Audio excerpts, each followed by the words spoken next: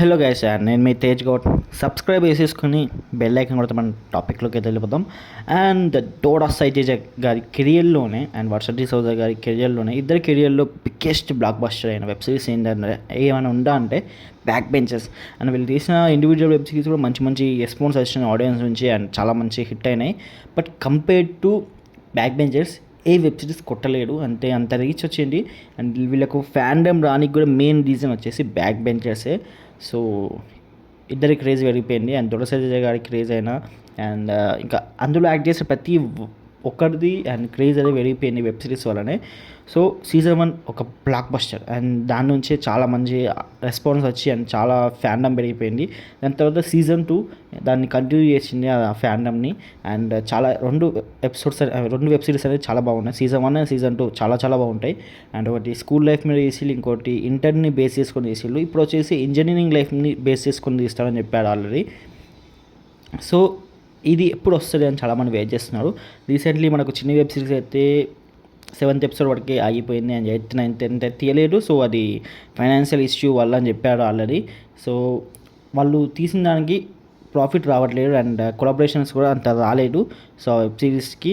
So దాన్ని stop చేసిళ్ళు. So చాలా చాలా బాధపడ్డాడు అండ్ కానీ ఆపలేకపోయాడు. అండ్ ఇప్పటివరకు ఒక వెబ్ సిరీస్ కూడా మధ్యలో స్టాప్ చేయలేరు. అలాంటిది దొడసెటజ గారు స్టాప్ చేసిళ్ళు.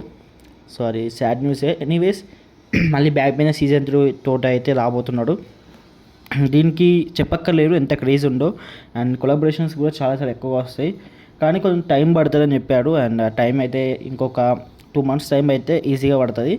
ఎనీవేస్ మనకు జూన్ ఎండింగ్లో అయితే ఛాన్సెస్ ఎక్కువగా ఉన్నాయి. జూన్ ఎండింగ్లో తీస్తానందా స్టార్ట్ చేస్తారు. సో మోస్ట్లీ జూలైలో అయితే రాబోతుంది బ్యాక్ బెంచర్ సీజన్ 3.